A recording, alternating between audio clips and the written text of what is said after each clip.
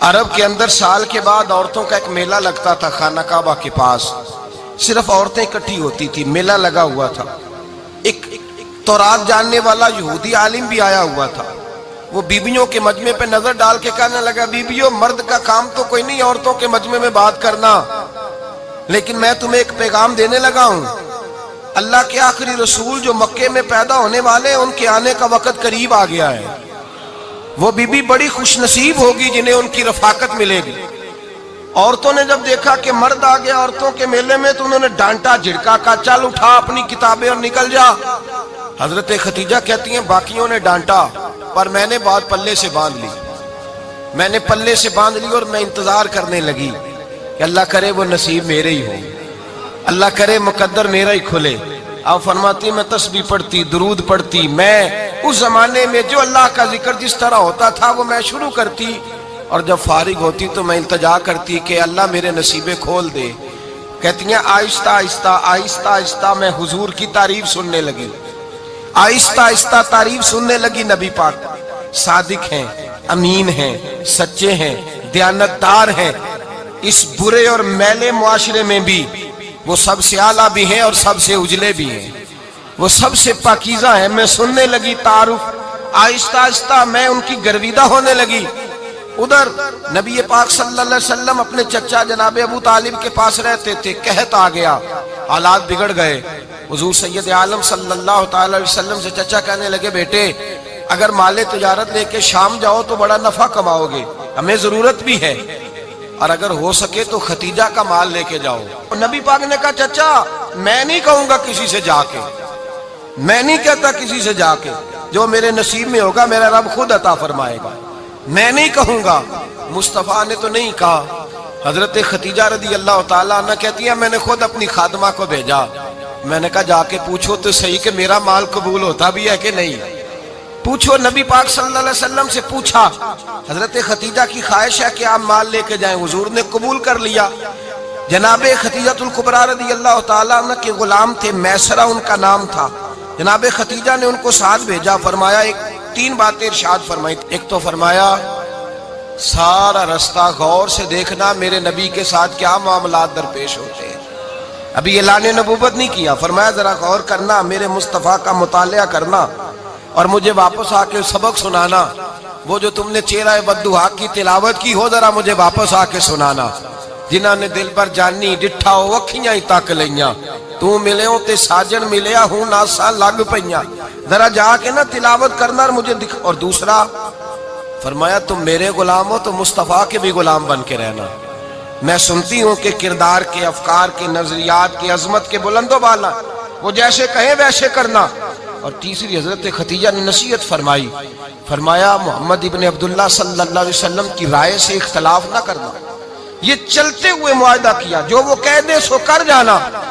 غلام کہتے ہیں میں ساتھ گیا، باتیں میں نے سن لی، لیکن جب سفر شروع ہوا نا ابھی چند منزلیں طے ہوئی تھی، میں نے کہا خدیجہ آپ نے کیا نصیحت کرنی تھی، ان کے ساتھ جو رہے گا وہ ان کا غلام ہی بن جائے گا، ان کے ساتھ جو رہے گا تو اجے میرا محبوب نہیں ڈٹھا جن ویکھ کے چن شرماوے، جے رکھے ہاتھ پھلاں وچ ہاتھ نال پھلا رل جاوے، تے ادھی راتی چن چڑھ جاندے جدوں جلوہ فرماوے۔ مایا جو بھی ساتھ رہتا غلام ہو جاتا۔ میسرہ کہتے میں گیا، تجارت شروع ہوئی، کہتے ہیں نبی پاک صلی اللہ علیہ وسلم جب منڈی میں پہنچے تو لوگ قسمیں اٹھا اٹھا کے مال بیچ رہے تھے۔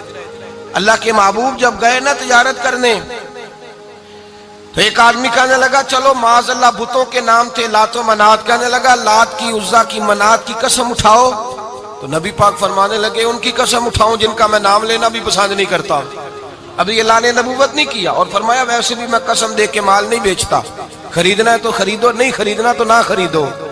کہتے ہیں لوگ قسمیں اٹھا اٹھا کے پیچھے جاتے تھے، پر میرے نبی جس سے رخ پھیرتے تھے وہ نبی پاک کے پیچھے ہو جاتا تھا۔ ماتے کئی گنا زیادہ نفع کمایا۔ ہم رستے میں تھے، حضور ایک درخت کے نیچے آرام کرنے لگے، ایک عیسائی راہب غار میں بیٹھا تھا، نکل کے آ گیا، مجھ سے کہنے لگا مجھے وہ جانتا تھا، میں سرا یہ کس کو ساتھ لائے، یہ کون ہے؟ میں نے کہا اہل قریش کے ایک معزز آدمی ہے۔ کہنے لگے یار جس درخت کے نیچے یہ لیٹے ہوئے ہیں یہاں عام آدمی نہیں لیٹ سکتا، یہاں وہی لیٹے گا جو اللہ کا سچا رسول ہوگا۔ یہاں دوسرا کوئی لیٹ ہی نہیں سکا. یہ رسول ہے، ان کا خیال رکھنا. کاش میں اس وقت تک زندہ رہوں جب یہ نبوت کا اعلان کریں. میسرہ کہتے ہیں میں غلام ہو گیا. نبی پاک صلی اللہ علیہ وسلم کی ادائیں مجھے بھانے لگیں. جب واپسی پہ نکلے تو گرمی بڑی شدید تھی. فرماتے ہیں جب دھوپ تیز ہوتی تو بادل کا سایہ آ کے حضور پہ سایہ کر دیتا. بادل کا ٹکڑا نبی پاک پہ. اللہ جانے کہاں بیٹھ کے لوگوں نے کتابیں پڑھی ہیں جو کہتے ہیں 40 سال کے بعد نبی بنے تھے. پتہ نہیں کہاں بیٹھ کے کتابیں پڑھی ہیں. ہم نے تو جو سیرت پڑھی ہے وہ بتاتی ہے کہ تیری حیات پاک کا ہر لمحہ پیغمبر لگے، ہر لمحہ پیغمبر لگے. یہاں تو وہ لوگ جو کئی سال پہلے 20 اور 25 سال پہلے حضور سید عالم صلی اللہ علیہ وسلم کی رفاقت میں رہے، وہ اعلان کر لوگ پتہ نہیں کہاں بیٹھ کے کتابیں پڑھتے ہیں، کہاں بیٹھ کے. میرے نبی پاک سے صحابہ نے پوچھا حضور آپ کب نبی تھے؟ فرمایا ابھی آدم کی مٹی گوندی جا رہی تھی، ابھی آدم کی مٹی گوندی جا رہی تھی، میں تب بھی اللہ کا رسول تھا. میرے بھائی نبی رحمت سید عالم صلی اللہ علیہ وسلم کے غلام حضرت ختیجہ کے غلام کہتے واپس آیا. اور پہلے بھی کئی دفعہ حضرت ختیجہ کا مال گیا تھا، بڑے نفع آئے تھے، پر جو نفع اس سال آیا وہ پہلے کبھی نہیں آیا تھا. کہتے ہیں مجھ سے حضرت ختیجہ کی سہیلی بھی بیٹھی تھی، میں بھی آ گیا. اور جناب ختیجہ کی سہیلی کہنے لگی چل مال کے بارے میں کچھ بتا، کتنا بکا؟ میں نے کہا مال چھوڑو، مصطفیٰ کی سنو. اور پھر کہتی چلو ٹھیک ہے، بادل سایہ کرتا تھا، چلو ٹھیک ہے. تم سے راہب نے پوچھا تھا، یہ صحیح ہے انہوں نے تیری سارے رستے بڑی خدمت کی، تیرا بڑا خیال رکھا، پر یہ بھی بتا تجارت کیسے ہوئی؟ تو میسرہ کہنے لگا زندگی میں نے بھی ساری گزار دی ہے، پر اس رسول کے ساتھ 4 دن ہی گزارے ہیں. حد ہو گئی مجھ سے، اور کچھ نہ پوچھو، اور کچھ نہ پوچھو. آ میرے دل آمنہ کے لال کی باتیں کرے، اور کچھ نہ پوچھو، بس ذکر ان کا چھیڑیے ہر بات پر، اور چھیڑنا شیطان کا عادت کیجئے. بس مجھے حضور کے تذکرے بیان کرنے ہیں، ذکر مصطفیٰ کرنا ہے. حضرت ختیجہ الکبریٰ بڑی متاثر ہوئی. کہتی ہیں مجھے درجنوں لوگوں نے پیغام نکاح دیا تھا، پر میں نے سنی نہیں تھی. میں نے نفیسہ کے ہاتھ پیغام بھیجا. میں نے کہا میری عمر 40 سال ہے، ان کی 25 سال ہے، اور میرا اعمال اور طرح کا ہے. وہ شہنشاہ ہے، جا کے پوچھو تو صحیح، بھلا میں قبول ہوتی ہوں؟ پوچھو. نفیسہ کہتی ہیں میں آئی تو وہ خاتون جن کے لیے لوگ بڑے بڑے قریش پیغام دیتے تھے، پیغام لے کے آئی. تو رسول پاک نے عجیب رنگ بیان کیا اپنی سیرت کا. جب میں پہنچی میں نے کہا ختیجہ نکاح کرنا چاہتی ہیں؟ نفیسہ کہتی ہے میرا خیال تھا کہ کوئی اور ہوتا تو کرسی سے اٹھ کھڑا ہوگا، فوراً کہے گا اچھا جلدی کرو بات کرو. جب میں نے آ کے کہا نا حضور ختیجہ نکاح کرنا چاہتی ہے، تو نبی پاک نے میری طرف دیکھا.